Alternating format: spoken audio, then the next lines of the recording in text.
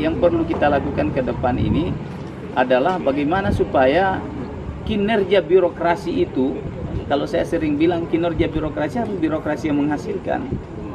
Menghasilkan bagaimana seorang birokrasi, tatanan kepala dinas di Sulawesi Tengah ini bisa berpikir ke depan untuk bisa mengambil uang itu sebanyak-banyaknya dari pemerintah pusat.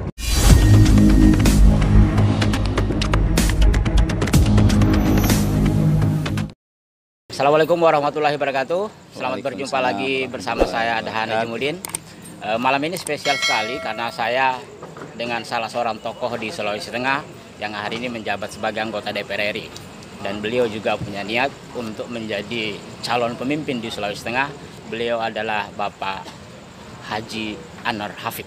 Assalamualaikum Pak. Waalaikumsalam warahmatullahi wabarakatuh. Apa kabar ini Pak? Alhamdulillah sehat walafiat. Luar biasa. Sebagai anggota DPR saya lihat semakin cerah, semakin ada perubahan yang luar biasa Pak. Iya, lebih ada nuansa baru selama puluhan tahun hidup di birokrat, kemudian masuk di dunia legislatif ini memang ada perubahan nuansa lah. Gitu.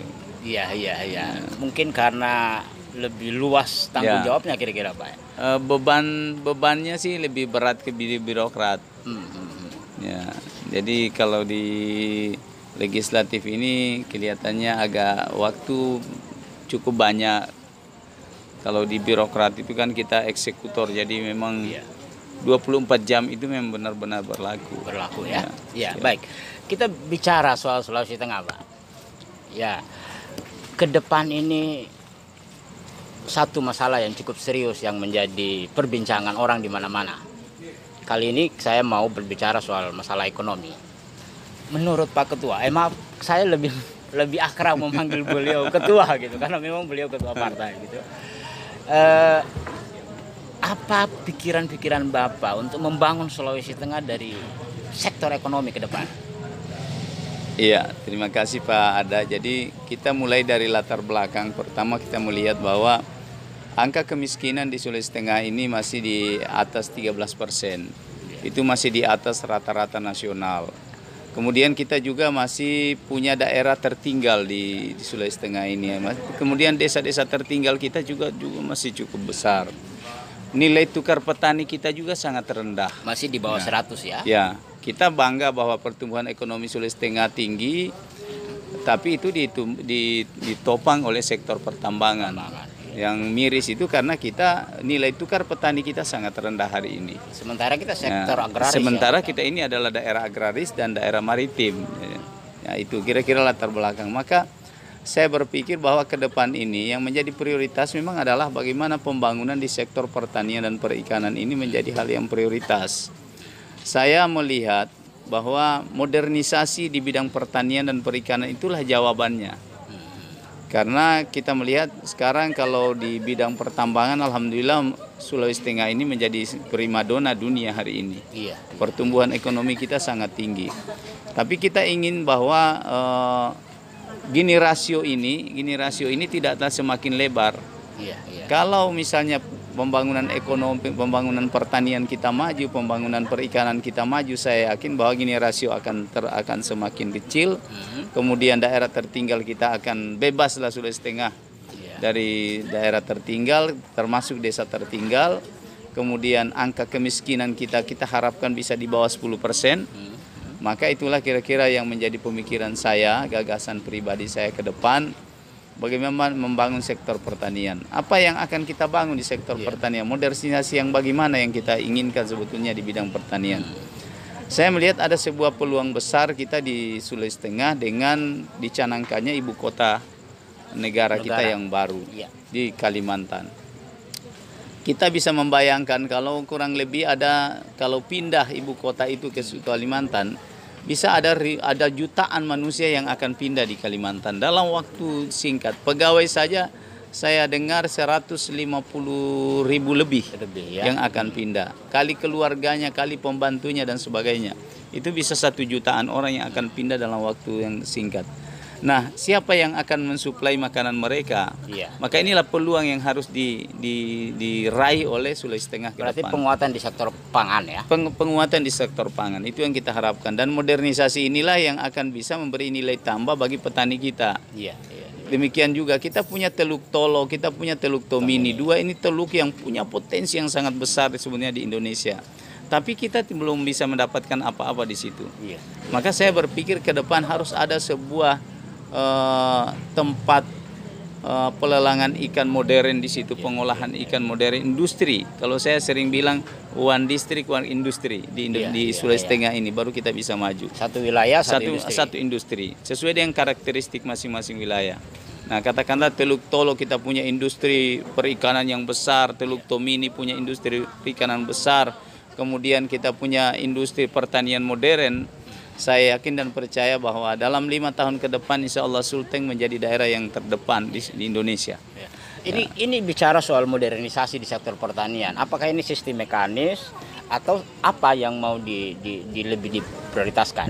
Karena pandangan orang bicara soal modernisasi, kita bicara soal mekanis begitu, bicara soal mesin produksi dan sebagainya. Tapi kemudian lupa bagaimana SDM kita untuk membangun di sektor pertanian. Ya, jadi pertanian yang modern itu sebenarnya itu kan mulai dari sebelum panen dan pasca panen. Kalau kita bicara di pertanian ya. Jadi akan terkait yang pertama soal mekanisasi pertanian sendiri. Iya.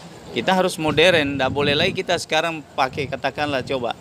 Kita punya gilingan-gilingan sekarang, kata gilingan ya, pasca panen itu. Gilingan kita sekarang ini kan gilingan yang masih konvensional. Ya, konvensional, sehingga hasilnya juga tidak maksimal, tidak bobotnya kurang bagus. Iya, hasilnya kurang bagus. Nah, coba kalau misalnya kita coba mendorong penggilingan kita ini mereka merubah dengan yang lebih modern lagi, maka pasti hasilnya akan lebih bagus. Iya. Nilai tukar petani ini pasti akan lebih bagus, nilai jualnya akan lebih bagus.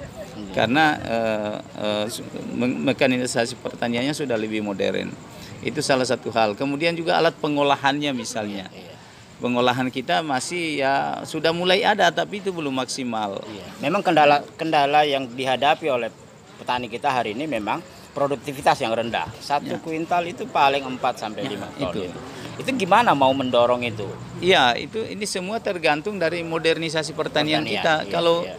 Kalau modernisasi pertanian itu bisa berlaku, maka saya hakul yakin bahwa kita bukan cuma 2 kali dalam setahun, itu bisa kita 4 kali dalam setahun sebetulnya. Iya. Atau 3 kali minimal dalam setahun. Kalau 3 kali berapa nilai tukar petani yang didapatkan kira-kira dari situ? Iya. Sehingga bisa di atas 100% ya? Di atas 100%. Iya. Selama ini kalau di bawah 100% ya minus, ya, Pak. Kita tidak dapat apa-apa. Petani akan terus gali lubang tutup lubang gitu. Jadi kira-kira itu salah satu prioritas kalau menurut saya. Jadi kita lebih banyak ke depan harus bergerak di sektor pertanian dan termasuk mekanisasi perikanan kita. Iya. Nelayan kita hari ini masih mengandalkan perahu dengan mesin katinting yang jarak tempuhnya baru beberapa mil. Sementara sekarang ikan-ikan kita itu banyak juga orang-orang yang dari luar mengambil hasil laut kita. Kenapa? Karena mereka punya alat tangkap yang modern dan sebagainya. Iya. Kalau kita bisa hitung kapal Inkamina kita di daerah sini berapa banyak. Makanya orang-orang luar yang datang banyak mengambil hasil kita di Sulawesi Tengah ini, di Teluk Tolo dan Teluk Tomini. Maka ke depan harus bisa nelayan kita ini harus modern. Maka pemerintah harus menyiapkan alat tangkap yang modern. Ya, hanya dengan cara itu maka mereka akan bisa nilai tambah. Saya punya pengalaman dulu waktu saya Bupati Morowali. Saya pernah melihat ketika saya membantu satu kelompok petani dengan satu kapal Inkamina.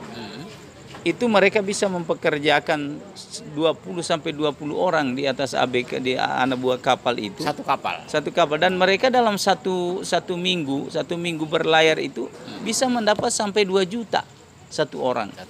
Dengan menggunakan kapal modern itu. Dibanding misalnya menggunakan katinting. Dia menggunakan katinting jo. Sampai kapan nelayan kita akan maju kan seperti itu. Ya baik. Ini pikiran bagus karena memang terkait dengan daerah kita daerah agraris. Melihat pertumbuhan ekonomi hari ini benar saya sepakat bahwa pertumbuhan ekonomi kita memang ditopang oleh sektor pertambangan 9, sekian % dari total pertumbuhan ekonomi. Kalau misalnya Pak Anwar ke depan itu target pertumbuhan ekonomi yang Bapak targetkan kira-kira berapa besar sehingga kemudian bisa menyelesaikan masalah kemiskinan di daerah kita?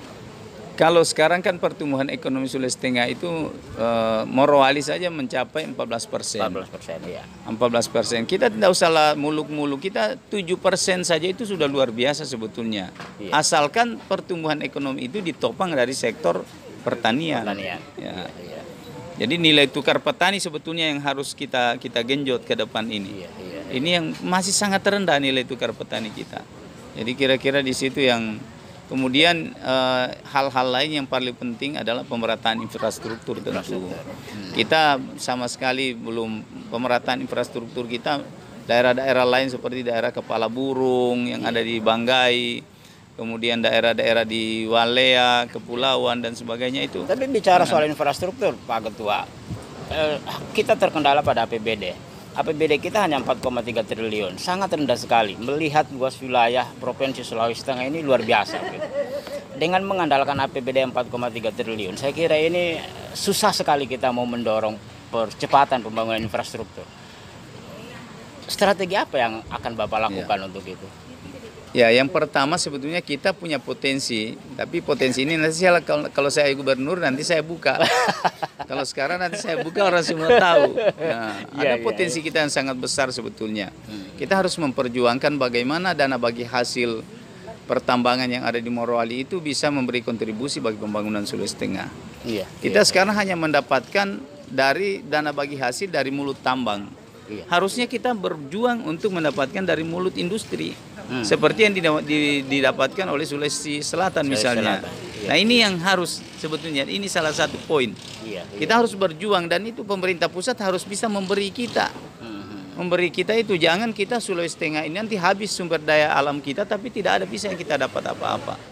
Maka itu satu, kalau saya gubernur itu saya akan strateginya berjuang. Gimana? Apakah kita harus misalnya terlibat dalam investasi atau kita minta perusahaan supaya melakukan investasi sehingga kita punya peluang untuk masuk ke dalam? Iya, yang pertama kita minta supaya dana bagi hasil itu dirubah, undang-undangnya harus dirubah. Kita minta supaya pemberian pengenaan pajak itu di mulut industri atau tidak, walaupun di mulut tambang tapi harus bisa menaikkan sampai 10 kali lipat. 10 kali lipat. Nah, yang kedua yang perlu kita lakukan ke depan ini adalah bagaimana supaya kinerja birokrasi itu, kalau saya sering bilang kinerja birokrasi harus birokrasi yang menghasilkan. Menghasilkan bagaimana? Bagaimana seorang birokrasi, tatanan kepala dinas di Sulawesi Tengah ini bisa berpikir ke depan untuk bisa mengambil uang itu sebanyak-banyaknya dari pemerintah pusat. Itu sebetulnya yang harus kita lakukan. Jadi kemampuan seorang birokrat itu dilihat sejauh mana bisa dia menghasilkan. Dan ini kan gampang sekali sebenarnya. Sejauh mana daerah itu, pusat itu siap memberi dana kita yang banyak. Tapi siapkah daerah membuat sebuah proposal rencana kegiatan yang bisa meyakinkan pusat? Nah disinilah dituntut sebetulnya birokrasi yang profesional ini. Jadi profesional itu bukan berarti masuk jam 7 keluar jam 4, bukan. Profesional menurut saya adalah bagaimana dia bisa menjual apa yang menjadi potensi daerah ini ke pemerintah pusat, sumber-sumber pembiayaan dari pemerintah pusat ataupun dari dunia usaha lain untuk bisa mereka datang di Sulawesi Tengah berinvestasi. Itu sebetulnya pemikiran, itulah birokrasi yang profesional itu. Jadi reformasi birokrasi tidak sekedar taat waktu dan sebagainya, tapi bagaimana pikiran-pikirannya itu bisa kemudian disambut baik oleh pemerintah pusat sehingga bisa menghasilkan energi baru sebetulnya. Karena sumber pembiayaan sebetulnya itu yang paling besar itu karena di pemerintah pusat. Nah pemerintah pusat itu melihat mana ini kepala daerah, mana daerah yang bisa meyakinkan mereka untuk menginvestasikan dana itu ke daerah. Baik, saya kembali ke soal tambang ini menarik sekali. Sebagai mantan bupati 2 periode, tentu Pak Anwar lebih paham betul bagaimana strategi kita sehingga kemudian kita bisa mendapatkan dana bagi hasil yang lebih besar dari pertambangan itu. Kalau proyeksi Bapak kira-kira ke depan dari beberapa perusahaan yang ada di Morowali, berapa besar kira-kira itu bisa menyuplai pendapatan daerah kita baik melalui dana bagi hasil maupun lewat pajak-pajak lainnya? Kalau sekarang kan kita jujur saja kita hanya mendapatkan dana bagi hasil dari mulut tambang. Jadi berapa harga tanah yang nikel yang ada yang masuk itulah yang dikenakan pajak hari ini. Kalau di Sulawesi Selatan yang dikenakan itu nikelnya. Nikelnya. Kalau nikel antara perbandingan tanah dengan nikel, tanah itu sekarang kalian $30 katakan per metrik ton. Iya. Kalau dia jadi nikel itu bisa $3.000 per metrik ton. $3.000 kali sekian persen dana bagi hasil, kita pasti banyak. Saya dulu pernah hitung Bisa naik itu. 300% berarti Bisa. Saya dulu pernah hitung waktu saya masih Bupati Morowali bahwa kalau pemerintah pusat bisa merubah regulasi itu untuk memberi kontribusi kepada daerah penghasil katakanlah kita, maka Sulteng ini bisa sampai 1 triliun itu PAD-nya setiap tahun. Coba kalau kita punya PAD 1 triliun setiap tahun, kemudian tadi pemerintah daerah, kepala-kepala dinas kita bisa lebih proaktif, mereka bisa bagaimana menggait sebanyak-banyaknya uang baik dari pusat, dari pemerintahan maupun dari swasta masuk ke sini, maka saya kira infrastruktur yang saya bilang tadi itu akan tidak susah. Tidak susah ya. Tidak susah. Iya. Baik, menarik sekali. Sayang sekali kita harus berbicara lagi dengan topik yang berbeda tentunya Pak Anwar. Gagasan-gagasan Bapak mudah-mudahan ini nanti akan disimak baik-baik oleh penonton kita di channel ini. Demikian bincang-bincang saya dengan Bapak Haji Anwar Hafid. Beliau adalah mantan Bupati 2 periode, Bupati Morowali, dan hari ini menjabat sebagai anggota DPR RI dan ketua partai, dan akan mencalonkan diri menjadi Gubernur Provinsi Sulawesi Tengah bersama pasangannya. Pasangannya siapa Pak? Sigit Purnomo Said. Ya. Baik, sampai jumpa di topik yang berbeda. Assalamualaikum warahmatullahi wabarakatuh. Waalaikumsalam warahmatullahi wabarakatuh.